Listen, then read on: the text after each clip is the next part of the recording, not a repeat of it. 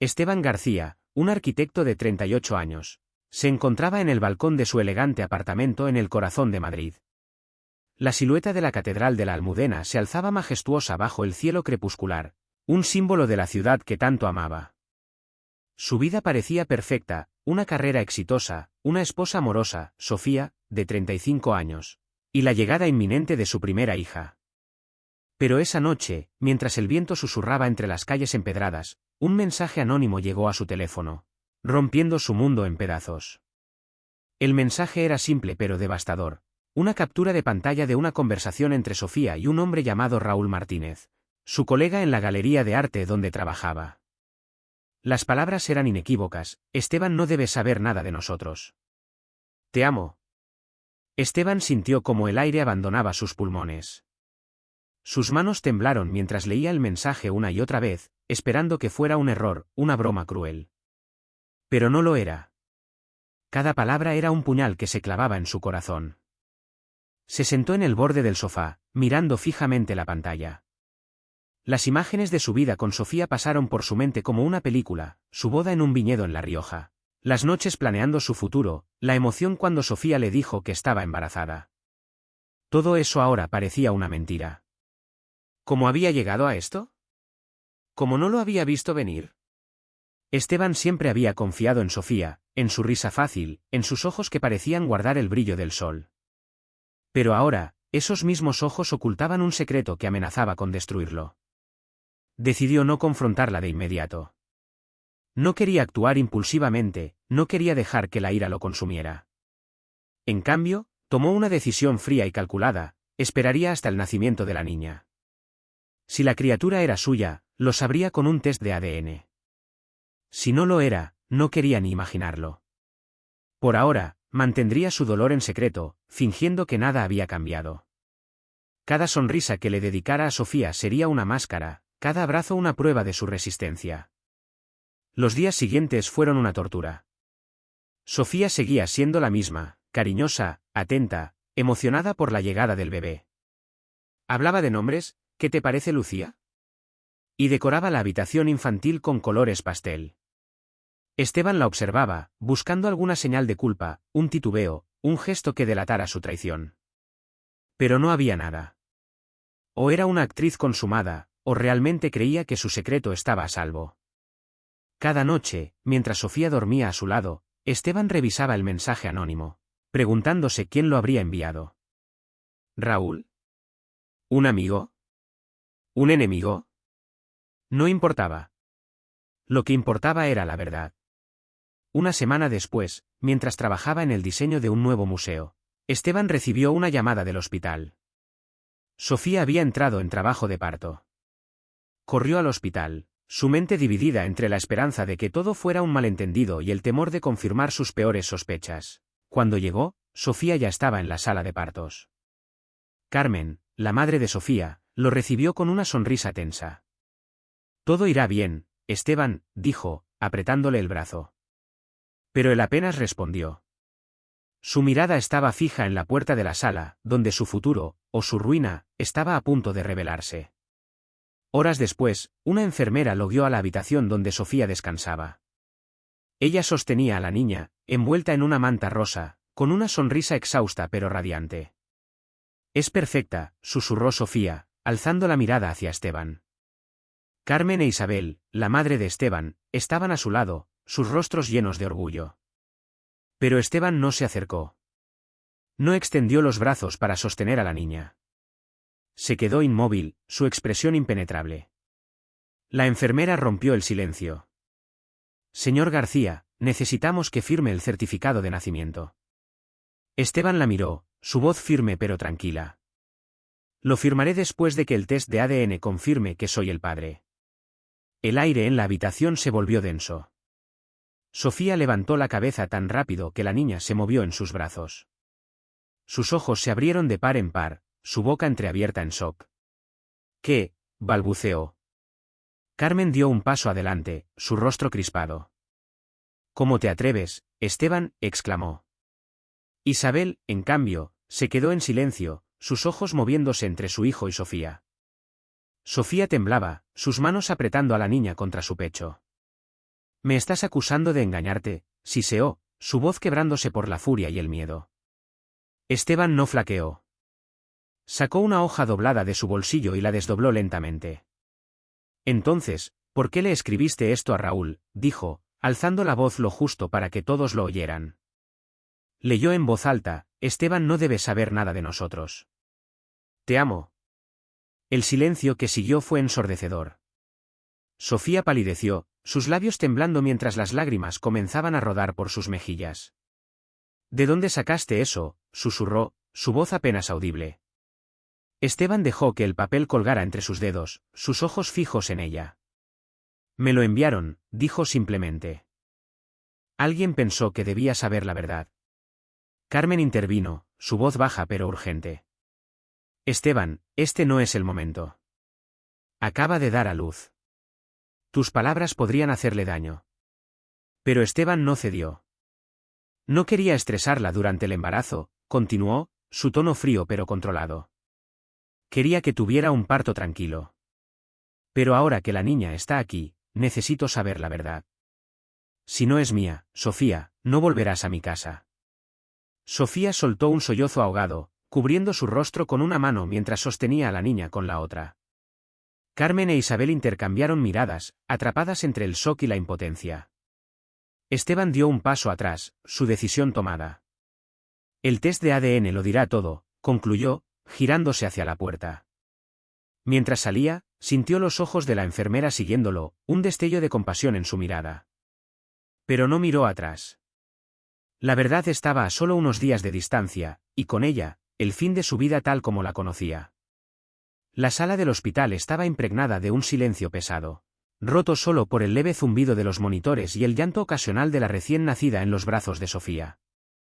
Esteban García, de pie junto a la puerta, sostenía la hoja de papel que había cambiado todo, una captura de pantalla de un mensaje que Sofía había enviado a Raúl Martínez, su amante. Esteban no debe saber nada de nosotros. Te amo. Cada palabra resonaba en su mente como un eco cruel, alimentando la mezcla de dolor y determinación que lo había llevado a este momento. Sofía, con el rostro pálido y los ojos llenos de lágrimas, apretaba a la niña contra su pecho como si pudiera protegerla de la tormenta que acababa de desatarse.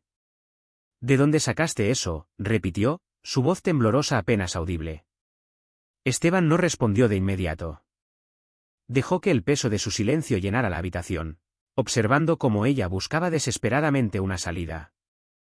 Carmen, la madre de Sofía, dio un paso adelante, su expresión una mezcla de furia y súplica. Esteban, esto es inaceptable, dijo, alzando la voz. Acaba de dar a luz, ¿cómo puedes hacerle esto ahora? Podrías provocarle una depresión posparto. Piensa en la niña. Isabel, la madre de Esteban, permanecía en silencio, sus ojos moviéndose entre su hijo y Sofía. Había un destello de comprensión en su mirada, como si supiera que Esteban no había llegado a esta decisión a la ligera. Pero no intervino, no aún. Esteban alzó una mano, pidiendo calma. No quería hacer esto durante el embarazo, dijo, su voz firme pero desprovista de ira. Quería que Sofía tuviera un parto tranquilo, sin estrés. Pero ahora que la niña está aquí, merezco la verdad. Si no es mía, no formaré parte de esta farsa. Sofía soltó un sollozo, cubriendo su rostro con una mano mientras sostenía a la niña con la otra. No te engañé, Esteban, exclamó, su voz quebrándose. Ese mensaje no significa lo que piensas. Raúl y yo solo éramos amigos. Estaba confundida, sola, tú siempre estabas trabajando. Sus palabras eran un intento desesperado de reconstruir su narrativa, pero Esteban no se inmutó.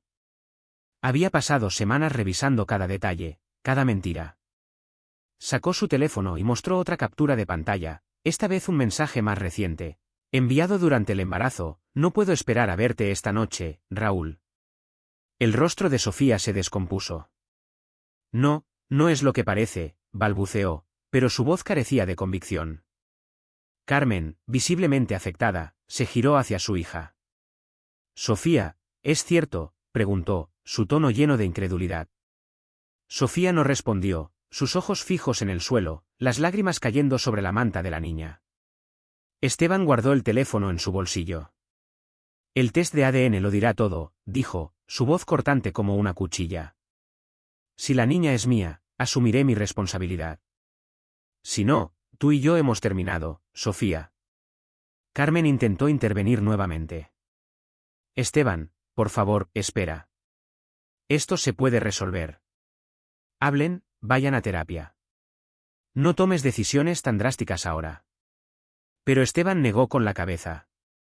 No hay nada que hablar, respondió. He estado viviendo una mentira durante meses, y no voy a seguir haciéndolo. Se giró hacia Isabel, quien finalmente habló, su voz baja pero firme. Hijo, sé que estás herido, pero Carmen tiene razón en una cosa, la niña es inocente. No dejes que tu dolor la afecte. Esteban sintió una punzada en el pecho. Sabía que la niña no tenía culpa, pero la idea de criar al hijo de otro hombre, de alguien que había destruido su confianza, era insoportable. Lo sé, mamá, dijo, su tono más suave pero decidido. Por eso necesito la verdad. No tomaré ninguna decisión hasta que llegue el resultado del test. Con eso, dio un paso hacia la puerta. Antes de salir, miró a Sofía una última vez. Ella estaba desplomada en la cama, sollozando en silencio, mientras Carmen la abrazaba. No sintió lástima, solo una extraña calma. Había dado el primer paso hacia la justicia. En los días siguientes, Esteban se refugió en su trabajo, diseñando planos para un museo que sería su legado en Madrid. Pero cada noche, al volver a su apartamento vacío, el peso de la traición lo aplastaba. Recibió una llamada de Isabel, quien intentó mediar. Sofía está destrozada, dijo. No digo que lo que hizo esté bien, pero quizás deberías hablar con ella. Por la niña. Esteban apretó el teléfono, su mandíbula tensa. Mamá, no voy a negociar con alguien que me mintió durante meses. Si la niña es mía, estaré ahí para ella. Pero Sofía, ella ya no es parte de mi vida. 2 días después, llegó el resultado del test de ADN. Esteban estaba solo en su oficina cuando abrió el sobre. Sus manos temblaron ligeramente, aunque ya sospechaba lo que encontraría. Probabilidad de paternidad, 0%.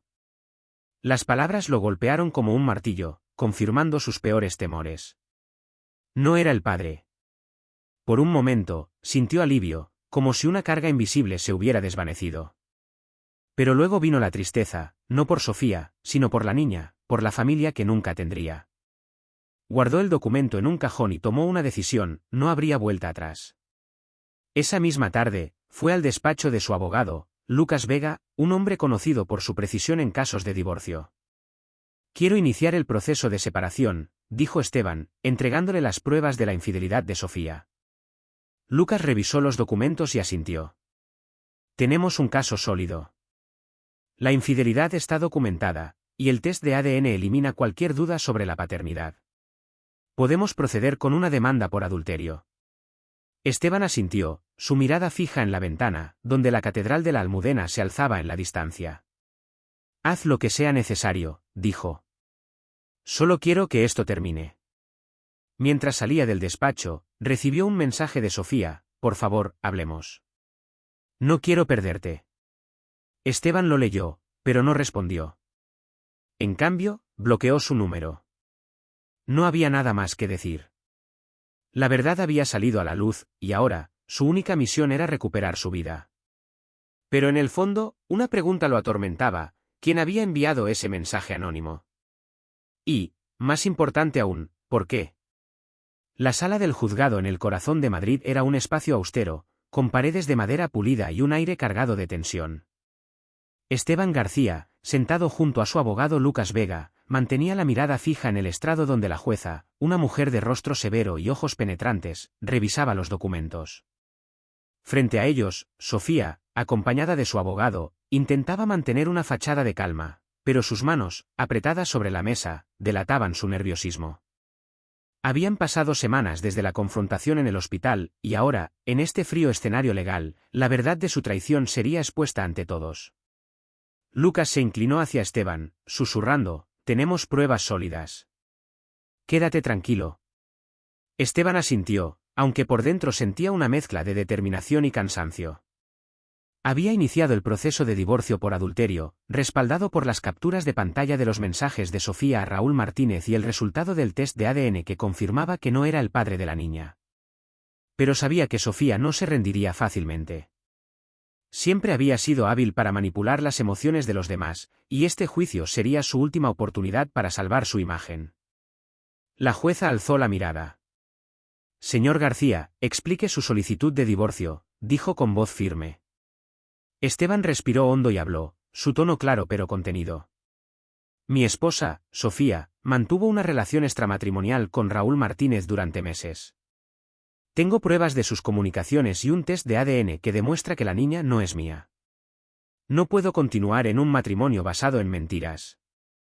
La jueza asintió, anotando algo, mientras Sofía bajaba la mirada, sus labios apretados.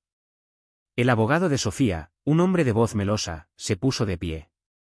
Señora jueza, mi clienta reconoce que cometió un error, pero este fue un episodio aislado, producto de la soledad.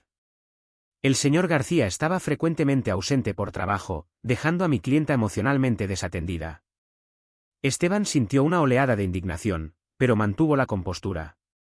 ¿Ausente? Había sacrificado noches y fines de semana para construir un futuro para ellos, siempre asegurándose de que Sofía tuviera todo lo que necesitaba. Sofía tomó la palabra, su voz temblorosa pero calculada. Estaba sola, señora jueza, dijo, con los ojos húmedos.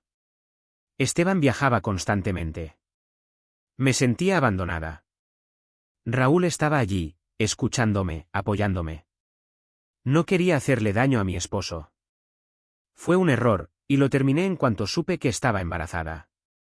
Hizo una pausa, dejando que una lágrima rodara por su mejilla. Solo quiero salvar nuestra familia, por nuestra hija.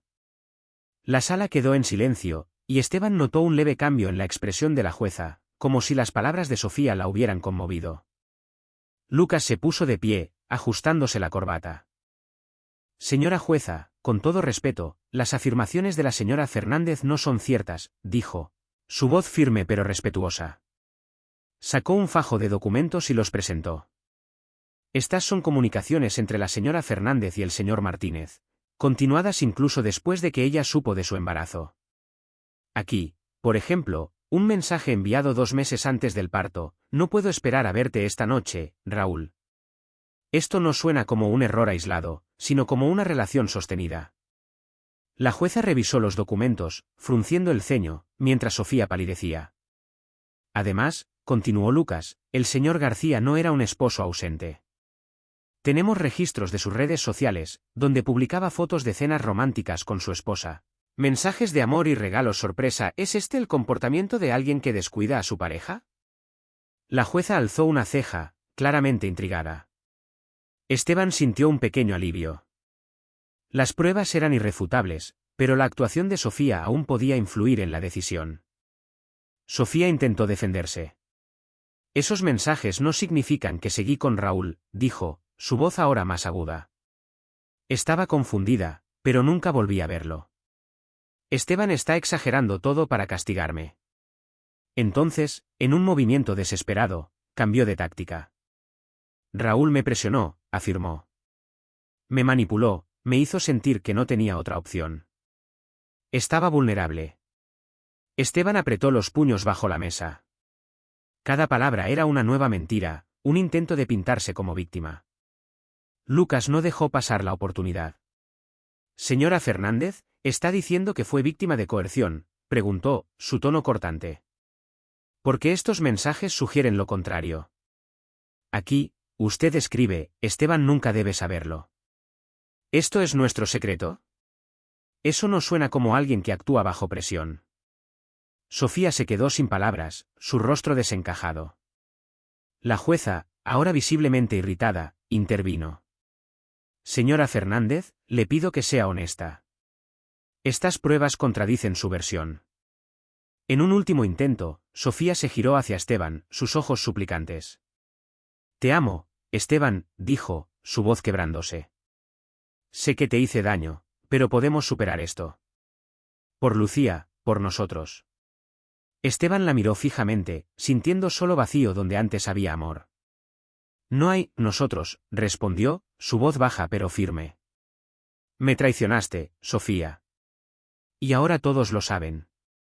La sala quedó en silencio, el peso de sus palabras colgando en el aire. La jueza tomó la palabra. He revisado las pruebas y las declaraciones. Está claro que la señora Fernández violó los votos matrimoniales, y el test de ADN confirma que el señor García no es el padre de la niña. No veo motivos para denegar la solicitud de divorcio. Golpeó el martillo, sellando la decisión. El matrimonio queda disuelto. Los bienes se dividirán equitativamente. Esteban exhaló, sintiendo una extraña mezcla de alivio y tristeza. Había ganado, pero la victoria no llenaba el vacío que Sofía había dejado. Mientras salía del juzgado, Lucas le dio una palmada en el hombro. Lo hiciste bien, Esteban. Ahora puedes seguir adelante. Esteban asintió, pero su mente estaba en otra parte. Al salir, vio a Sofía en el pasillo, sola, con el rostro hundido en las manos. Carmen no estaba allí, ni nadie más. Por un momento, sintió un destello de compasión, pero lo apartó. Ella había elegido este camino.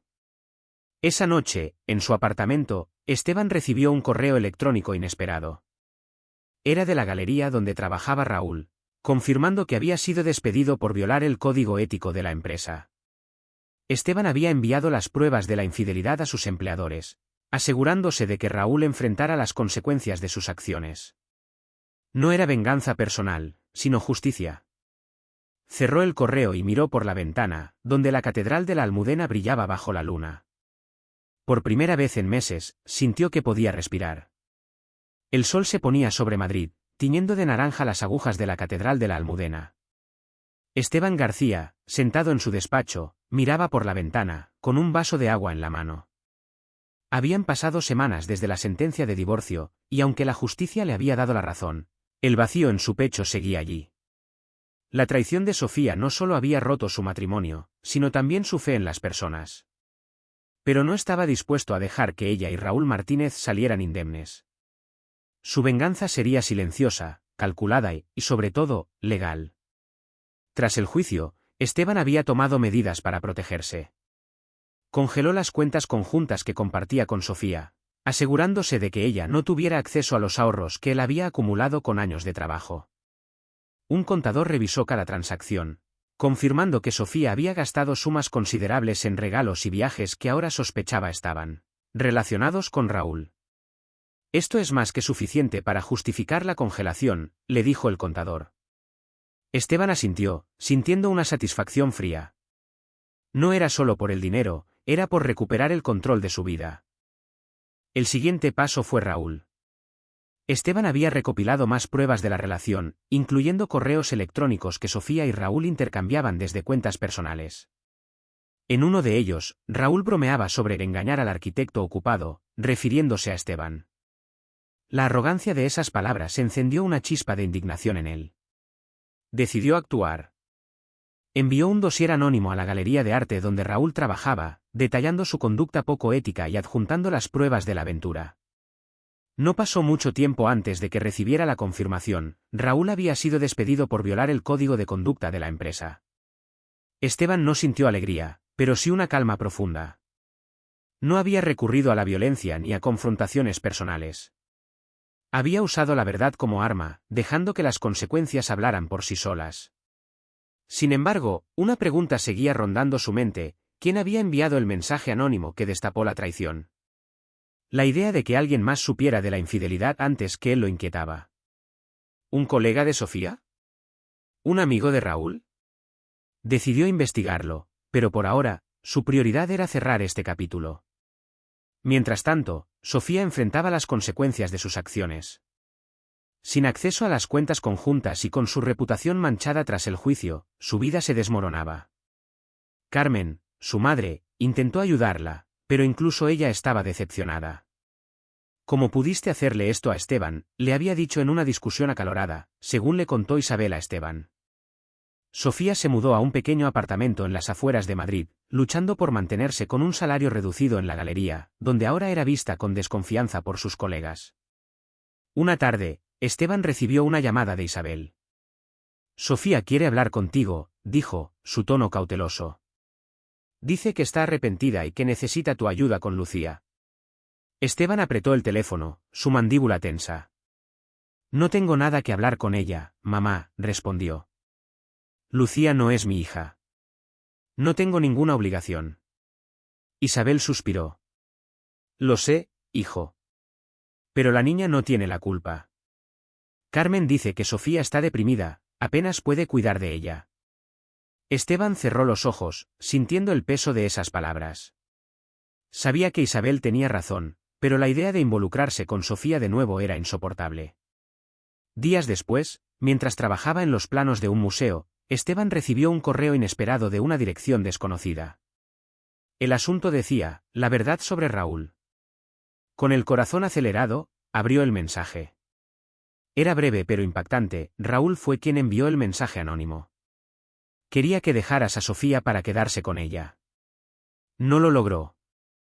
Ahora lo sabes. No había firma, solo un archivo adjunto, una captura de pantalla de un chat donde Raúl admitía su plan. Esteban sintió una mezcla de alivio y furia. Raúl no solo lo había traicionado, sino que había intentado manipularlo desde las sombras. Decidió confrontar a Raúl, pero no en persona. Envió el nuevo dossier, incluyendo la confesión de Raúl, a un contacto en una revista de arte local. Pronto, un artículo titulado Escándalo en el mundo del arte, amoríos y despidos circuló en línea, hundiendo aún más la reputación de Raúl. Esteban no firmó la denuncia, pero sabía que Raúl entendería quién estaba detrás. Era su manera de cerrar el círculo, la verdad siempre encuentra su camino. Mientras tanto, Sofía intentó contactarlo una última vez. En un mensaje de voz, con la voz rota, dijo, sé que no merezco tu perdón, Esteban. Pero Lucía te necesita. No puedo hacerlo sola. Esteban escuchó el mensaje, pero no respondió. Sin embargo, las palabras de Isabel resonaban en su cabeza, la niña no tiene la culpa. Por primera vez, consideró la posibilidad de ayudar a Lucía, no por Sofía, sino por la pequeña. Pero aún no estaba listo. El dolor era demasiado reciente, y la idea de criar a la hija de su exesposa lo llenaba de dudas. Una noche, mientras caminaba por las calles de Madrid, Esteban pasó por la Catedral de la Almudena. Se detuvo, mirando las luces que iluminaban sus torres. Recordó su boda con Sofía, los votos que habían hecho bajo ese mismo cielo. Todo eso se había desvanecido, pero una parte de él aún buscaba sentido. Fue entonces cuando tomó una decisión, no dejaría que la traición definiera su vida. Ayudaría a Lucía, pero en sus propios términos, cuando estuviera preparado. Por ahora, había ganado su batalla legal y moral. El futuro, aunque incierto, era suyo para construir. El cielo de Madrid estaba despejado, con un sol cálido que bañaba la Catedral de la Almudena en tonos dorados. Esteban García, ahora de 39 años, caminaba por el Parque del Retiro, sosteniendo la mano de Lucía, la pequeña de 2 años que había cambiado su vida. A su lado, Elena, una profesora de arte de 37 años, empujaba un cochecito con su hijo recién nacido, Diego. La risa de Lucía, mientras corría tras una mariposa, llenaba el aire de una alegría que Esteban no había sentido en mucho tiempo. La traición de Sofía, aunque aún era un eco en su memoria, había dejado de definirlo. Este era su nuevo comienzo. Habían pasado 2 años desde el juicio que disolvió su matrimonio. Sofía, abrumada por la depresión y la vergüenza, había decidido dejar Madrid. En una carta enviada a Esteban, explicó que no podía seguir viviendo en una ciudad donde todos conocían su error. Me voy a Valencia, a empezar de nuevo, escribió. Lucía estará mejor con Carmen. No soy la madre que ella merece. Esteban leyó la carta con una mezcla de alivio y tristeza. Sofía había elegido su camino, pero Lucía, inocente en todo esto, no merecía quedar atrapada en las consecuencias. Carmen, la madre de Sofía, había intentado cuidar de Lucía, pero su salud frágil y su dolor por las acciones de su hija la sobrepasaban. Un día, llamó a Esteban, con la voz quebrada. No puedo hacerlo sola, admitió. Lucía te necesita. Eres lo más cercano a un padre que ha tenido. Esteban colgó el teléfono, sintiendo el peso de la responsabilidad. Durante semanas, luchó con la idea de involucrarse. ¿Podría amar a la hija de la mujer que lo traicionó? ¿Podría criar a una niña que le recordaba el dolor de su pasado? Una noche, mientras miraba fotos antiguas en su apartamento, Esteban encontró una imagen de su boda con Sofía. En la foto, ella sostenía un colgante que él le había regalado, un pequeño corazón de plata con la inscripción siempre. Recordó el amor que una vez sintió, pero también el hombre que era ahora, más fuerte, más sabio. Guardó la foto y tomó una decisión. Lucía no era un recordatorio de la traición, era una oportunidad para sanar. Al día siguiente, contactó a Carmen y comenzó el proceso de adopción legal de Lucía. El proceso no fue fácil. Esteban tuvo que enfrentarse a preguntas legales y a sus propias dudas. Isabel, su madre, fue su mayor apoyo. «Hijo, el amor no se basa en la sangre», le dijo una tarde, mientras tomaban café. «Lucía te necesita, y tú tienes un corazón lo bastante grande para darle un hogar». Sus palabras resonaron en él, dándole la fuerza para seguir adelante. Cuando el juez aprobó la adopción, Esteban sintió una paz que no había conocido en años. Lucía era ahora su hija, no por obligación, sino por elección. Poco después, Esteban conoció a Elena en una exposición de arte. Ella era viuda, con una sonrisa cálida y una pasión por la enseñanza que lo cautivó. Hablaron durante horas sobre Goya, Velázquez y la vida. Elena entendía el dolor de la pérdida, pero también creía en segundas oportunidades. Su relación creció lentamente, construida sobre confianza y respeto mutuo. Cuando Esteban le presentó a Lucía, Elena la abrazó como si fuera suya. «Es una niña especial», dijo, y Esteban supo que había encontrado a alguien con quien compartir su futuro. Mientras tanto, Raúl Martínez desapareció del radar. El artículo en la revista de arte había destruido su carrera, y rumores decían que se había mudado al extranjero. Esteban no sentía rencor, solo indiferencia. La verdad había hecho su trabajo, y él ya no necesitaba perseguir justicia. Su enfoque estaba en Lucía y en la familia que estaba formando. Una tarde, mientras jugaban en el parque, Lucía lo miró y dijo: «Papi, te quiero». Fue la primera vez que lo llamó así, y Esteban sintió que las lágrimas acudían a sus ojos. La abrazó, sabiendo que había tomado la decisión correcta.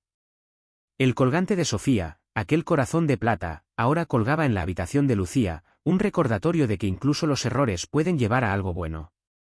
Esteban no lo veía como un símbolo de traición, sino como una lección de perdón. Había transformado su dolor en amor, su pérdida en esperanza. Elena, a su lado, le apretó la mano.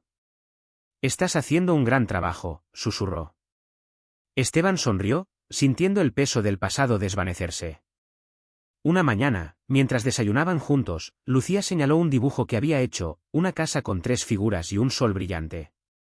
«Somos nosotros», dijo, señalando a Esteban, Elena y ella misma. «Diego, en su trona», balbuceó felizmente. Esteban miró el dibujo y sintió una oleada de gratitud. La vida no era perfecta, pero era suya. Había encontrado redención no en la venganza, sino en la capacidad de amar de nuevo. Esa noche, Esteban llevó a Lucía al balcón de su apartamento, el mismo donde había recibido el mensaje anónimo que lo cambió todo. La catedral de la Almudena brillaba bajo la luna, un faro de constancia en una ciudad de cambios. Sosteniendo a Lucía en sus brazos, señaló las estrellas. «Mira, pequeña, el mundo es grande. Y siempre estaré aquí para mostrártelo». Lucía rió, y Esteban supo que, a pesar de todo, había encontrado su lugar.